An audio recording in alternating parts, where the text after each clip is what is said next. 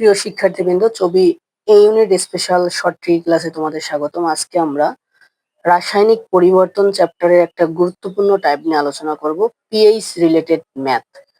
চট্টগ্রাম বিশ্ববিদ্যালয়ের এই ইউনিট সহ যে কোনো বিশ্ববিদ্যালয়ের ভর্তি পরীক্ষায় পিএইচ থেকে প্রশ্ন আসতে দেখা যায়। সুতরাং পিএইচ এবং পিওএইচ রিলেটেড যে ম্যাথগুলো আছে সেই ম্যাথগুলো আমরা খুব সহজে সলভ করার চেষ্টা করব। এখানে আমি 4টা টাইপস এখানে দিয়ে রাখছি। এই 4টা টাইপস যদি তোমরা শিখে রাখো তাহলে পিএইচ রিলেটেড বা পিওএইচ রিলেটেড যে কোনো ম্যাথ তোমরা করতে পারবা, খুব ইজিলি করতে পারবা। তো ওভারঅল আমরা আগে জানবো যে পিএইচ এবং পিওএইচ কি। পিএইচ হচ্ছে ভাইয়া, পিএইচ হচ্ছে হাইড্রোনিয়াম আয়নের ঋণাত্মক লগারিদম ভ্যালুকেই পিএইচ বলে। অর্থাৎ পিএইচ এর সূত্রটা হচ্ছে minus log H plus ion. এবং আমরা জানি পিএইচ যোগ পিওএইচ দুইটার যোগফল হচ্ছে 14। তার মানে আমরা যদি কোনো অঙ্কে পিএইচ জানি, পিএইচ যদি মনে করো দেওয়া থাকে 2, তাহলে যদি আমরা পিওএইচ বাইর করতে যাই তাহলে 14 থেকে ওই পিএইচ এর ভ্যালুটা বিয়োগ করে দিলেই আমরা পিওএইচ এর ভ্যালু পাবো। সেম ভাবে কোনো অঙ্কে যদি পিওএইচ দেওয়া থাকে এবং আমাদের পিএইচ বাইর করতে বলে তাহলে পিওএইচ এর ভ্যালুটা আমরা 14 থেকে মাইনাস করে দিলেই পিএইচ পাবো। এখন আমরা বলতো পিএইচ রিলেটেড যে ম্যাথ গুলো আছে, এখানে দেখো নাম্বার 1 এর ফর্মুলাটা তোমরা একটু লক্ষ্য করো। নাম্বার 1 এ আমি দিয়ে রাখছি, দেখো নাম্বার 1 এর ম্যাথটা হচ্ছে 0.025 মোলার অথবা 0.001 মোলার হাইড্রোক্লোরিক অ্যাসিড দ্রবণের পিএইচ কত। অর্থাৎ এখানে আমি একসাথেই দুইটা ম্যাথ দিয়ে রাখছি, একটা হচ্ছে 0.025 মোলার ঘনমাত্রার আর একটা হচ্ছে 0.001 মোলার ঘনমাত্রার হাইড্রোক্লোরিক অ্যাসিড দ্রবণের পিএইচ আমরা বাইর করব। সো পিএইচ দ্রবণের পিএইচ বার করার সূত্রটা আগে তোমরা লেখো। মাইনাস লগ হচ্ছে পিএইচ ইকুয়াল টু হচ্ছে minus log H plus ion. So এখানে যদি আমরা 0.025 মোলার ঘনমাত্রা ধরে যদি আমরা পিএইচ বাইর করি ভাইয়া, তাহলে আমরা কি ব্যবহার করব? জাস্ট আমরা এখানে এই যে মাইনাস লগ দিব এবং হাইড্রোনিয়াম আয়নের জায়গায় আমরা 0.025 ইউজ করব। দেন আমরা ক্যালকুলেটরে চাপলেই খুব ইজিলি আনসার পাবো যে মাইনাস লগ 0.025। তাহলে অ্যান্সার আসতেছে কত ভাইয়া? আমাদের পিএইচ আসতেছে 1.60। তাহলে আমাদের পিএইচ কত আসতেছে ভাইয়া? 1.602। ঠিক আছে। তো একটা বিষয় মাথায় রাখবা যে চট্টগ্রাম বিশ্ববিদ্যালয়ের এই ইউনিটে কিন্তু আমাদের ক্যালকুলেটর ইউজ করা যায়, সুতরাং বিষয়টা নিয়ে তোমাদের চিন্তা করার কোনো কারণ নেই। সেম ভাবে এখানে দেওয়া আছে 0.001 মোলার ঘনমাত্রার হাইড্রোক্লোরিক অ্যাসিড দ্রবণের পিএইচ কত। সেম ভাবে এর যদি আমরা পিএইচ বের করতে যাই, পিএইচ ইকুয়াল টু হচ্ছে minus log H plus ion. এই এইচ প্লাস আয়নের জায়গায় আমরা বসাবো 0.001, তাহলে মাইনাস লগ 0.001। অ্যান্সার আসতেছে কত ভাইয়া? 3। অ্যান্সার আসতেছে কত? 3। এখন দেখো এখানে একটা সহজ ট্রিক্স হচ্ছে কি, যদি 0 পরে 1 সংখ্যা থাকে বাকিগুলো 0 থাকে, তাহলে দশমিকের পর যে কয়টা সংখ্যা থাকবে সেটাই হচ্ছে তার পিএইচ সংখ্যা। এখন মনে করো এখানে হচ্ছে 1 আছে, কিন্তু এখানে দেখো দশমিকের পর কয়টা সংখ্যা আছে?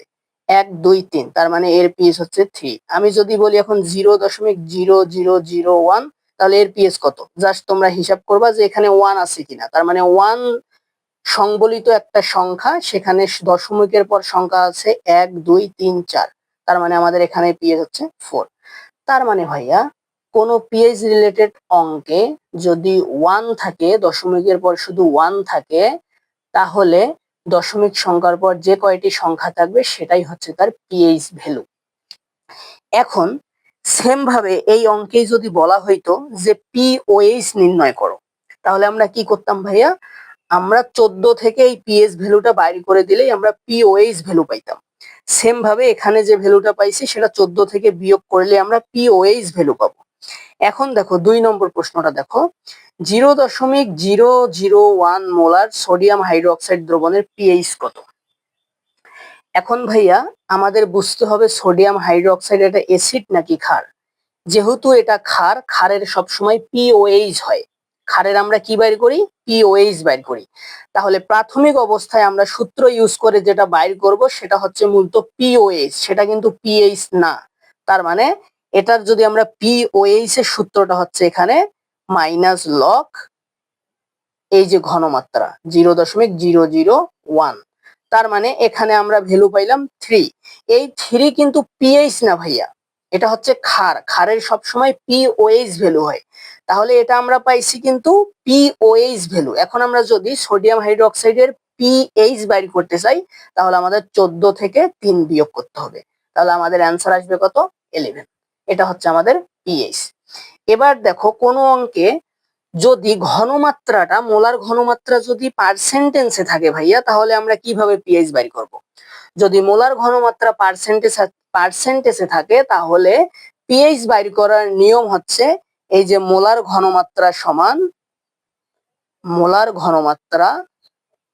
সমান 1000 ডাব্লিউ ভাগ এমভি, যেখানে এটা হচ্ছে মোলার ঘনমাত্রা, মনে করো এস দ্বারা প্রকাশ করলাম, এবং ডাব্লু হচ্ছে আমাদের ভর, কি পরিমাণ ব্যবহার হয়েছে।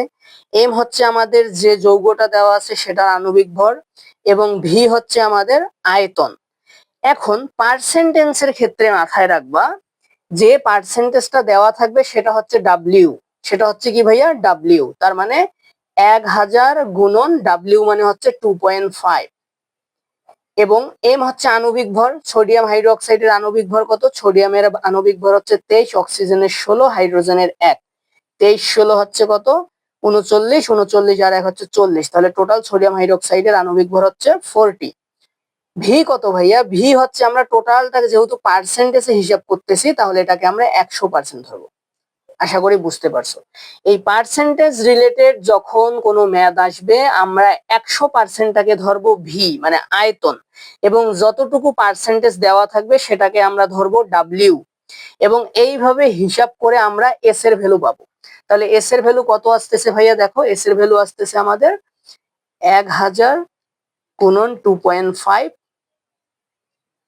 2500, তারপর হচ্ছে কত? ভাগ হচ্ছে 40 গুণন 100, 40 গুণন 100। তাহলে আমাদের মোলার ঘনমাত্রা কত আসতেছে ভাইয়া? 0.625। তার মানে আমাদের মোলার ঘনমাত্রা আসতেছে 0.625। এটা হচ্ছে আমাদের মোলার ঘনমাত্রা। এখন আমরা মূলত কি বাইর করব ভাইয়া? মোলার ঘনমাত্রা আমরা পেয়ে গেছি, এখন আমরা বাইর করব দ্রবণের পিএইচ বাইর করব। এখন আমরা বুঝবো যে এটা অ্যাসিড নাকি ক্ষার। তো এটা যেহেতু ক্ষার তাহলে সর্বপ্রথম যেটা আসবে সেটা আসবে পিওএইচ, তারপর সেই ভ্যালুটা আমরা 14 থেকে বিয়োগ করব। তাহলে আগে আমরা কি বাইর করব? পিওএইচ বাইর করব। পিওএইচ সমান কি? মাইনাস লগ এই যে 0.625। ঠিক আছে, তাহলে মাইনাস লগ 0.625, তাহলে মাইনাস লগ অ্যান্সার। তাহলে আসতেছে আমাদের 0.829, এটা হচ্ছে পিওএইচ। এই 0.829 এটা হচ্ছে আমাদের কি ভাইয়া? পিওএইচ। আমরা যদি পিএইচ বাইর করতে চাই তাহলে 14 থেকে এই ভ্যালুটা বিয়োগ করতে হবে, এই ভ্যালুটা আমাদের বিয়োগ করতে হবে। তাহলে আসতেছে কত ভাইয়া? 13.17, 13.17। এটা হচ্ছে আমাদের এই সোডিয়াম হাইড্রোক্সাইড দ্রবণের পিএইচ। আশা করি বিষয়টা বুঝতে পারছো। এবার দেখো 4 নম্বর ম্যাথটা দেখো, কোন দ্রবণের এবার হাইড্রোক্সিল আয়ন দেওয়া আছে, তাহলে আমরা দ্রবণের পিএইচ কিভাবে বাইর করব? এবার যদি হাইড্রোক্সিল আয়ন দেওয়া থাকে বা H+ আয়ন দেওয়া থাকে, যদি আমাদের পিএইচ বাইর করতে বলে তাহলে আমরা কিভাবে বাইর করব? ঠিক আছে, সেম ভাবে ভাইয়া এখানে দেওয়া আছে হাইড্রোক্সিল আয়ন। এটা কি আয়ন ভাইয়া? Hydroxyl ion. তাহলে এই হাইড্রোক্সিল আয়নের জন্য আমরা প্রথমে যেটা পাবো সেটা পাবো আমরা পিওএইচ। কি পাবো ভাইয়া? পিওএইচ। তাহলে তোমরা ডিরেক্ট এই যে মাইনাস লগ 3.4 গুণন 10 পাওয়ার ইনভার্স 5। তাহলে এই যে ভাইয়া ভ্যালুটা পাইলাম, এই ভ্যালুটা কিন্তু মূলত পিওএইচ। এই ভ্যালুটা কি? পিওএইচ। এখন যদি আমরা পিএইচ বাইর করতে চাই তাহলে এটা 14 থেকে বিয়োগ করতে হবে। তাহলে আমরা কি বিয়োগ করে দেব? 14 থেকে এই ভ্যালুটা বিয়োগ করে দেবো, তাহলে আমাদের আসবে 9.53।